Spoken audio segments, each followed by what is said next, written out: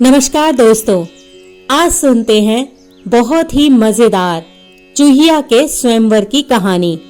गंगा नदी के तट पर एक धर्मशाला थी। वहां एक गुरुजी रहा करते थे। वे दिन भर तप और ध्यान में लीन होकर अपना जीवन यापन कर रहे थे। एक दिन जब गुरुजी नदी में नहा रहे थे, उसी समय एक बाज अपने पंजे में एक चूहिया को दबाकर उड़ाए लिए जा रहा था। जब बाज गुरुजी के ऊपर से निकला तो चूहिया अचानक बाज के पंजे से फिसलकर गुरुजी के हाथों में आकर गिर गई। गुरुजी ने सोचा कि अगर उन्होंने चूहिया को ऐसे ही छोड़ दिया तो बाज उसे खा जाएगा।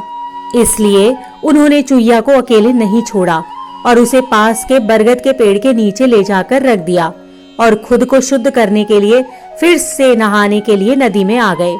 नहाने के बाद गुरुजी ने अपनी शक्तियों का इस्तेमाल करके चूहिया को एक छोटी बच्ची के रूप में बदल दिया और उसे लेकर अपने साथ आश्रम में आ गए।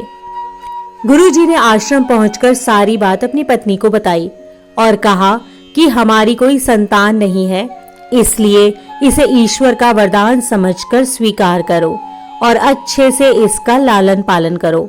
फिर उस लड़की ने स्वयं गुरुजी की देखरेख में धर्मशाला में पढ़ना लिखना शुरू कर दिया। लड़की पढ़ने में बहुत होशियार थी। यह देखकर गुरुजी और उसकी पत्नी को अपनी बेटी पर गर्व होता था। एक दिन गुरुजी को उनकी पत्नी ने बताया कि उनकी लड़की अब विवाह योग्य हो गई है। तब गुरुजी ने कहा कि यह एक विशेष बच्ची है और विशेष पति की हकदार है। अगली सुबह अपनी शक्तियों का उपयोग करते हुए गुरुजी ने सूर्यदेव से प्रार्थना की और पूछा, हे सूर्यदेव, क्या आप मेरी बेटी के साथ विवाह करोगे? यह सुनकर लड़की बोली, पिताजी, सूर्यदेव पूरी दुनिया को रोशन करते हैं, लेकिन वे असहनीय रूप से गर्म और उग्र स्वभाव के हैं। मैं उनसे शादी नहीं कर सकती। कृपया मेरे लिए एक बेहतर पति की तलाश करें। गुरुजी ने आश्चर्य से पूछा, सूर्यदेव से बेहतर कौन हो सकता है? इस पर सूर्यदेव ने सलाह दी, आप बादलों के राजा से बात कर सकते हैं। वह मुझसे बेहतर है क्योंकि वह मुझे और मेरे प्रकाश को ढक लेता है। उसके बाद गुरुजी ने अपनी शक्तियों का उपयोग करते हुए बादलों के राजा को बुलाया और कहा, कृपया मेरी बेटी को स्वीकार करें। मैं चाहता हूँ कि अगर बेटी की स्वीकृति हो तो आप उससे शादी कर लें। इस पर बेटी ने कहा, पिताजी, बादलों का राजा काला, गीला और बहुत ठंडा होता है। मैं उससे शादी नहीं करना चाहती। कृपया मेरे लिए एक और बेहतर पति की तलाश करें।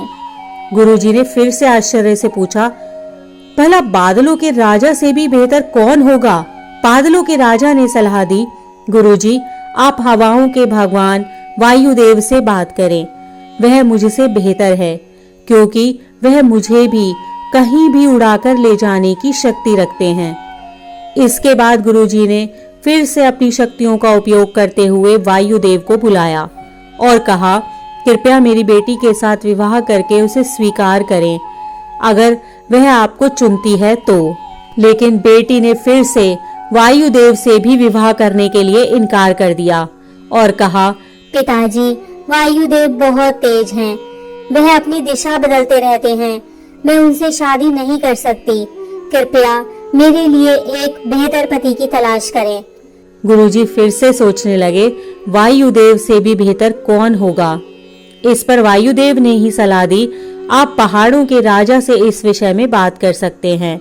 वह मुझसे बेहतर है क्योंकि वह मुझे बहने से रोक लेता है। इसके बाद गुरुजी ने अपनी शक्तियों का प्रयोग करते हुए पहाड़ों के राजा को बुलाया और कहा, कृपया मेरी बेटी का हाथ स्वीकार करें। मैं चाहता हूँ कि अगर वह आपको पसंद कर लेती है तो आप उससे शादी कर लें। फिर बेटी ने कहा, पिताजी, पहाड़ों के राजा तो बहुत कठोर होते हैं। वे अचल हैं। मैं उनसे शादी नहीं करना चाहती। कृपया आप मेरे लिए किसी और वर की तलाश करें।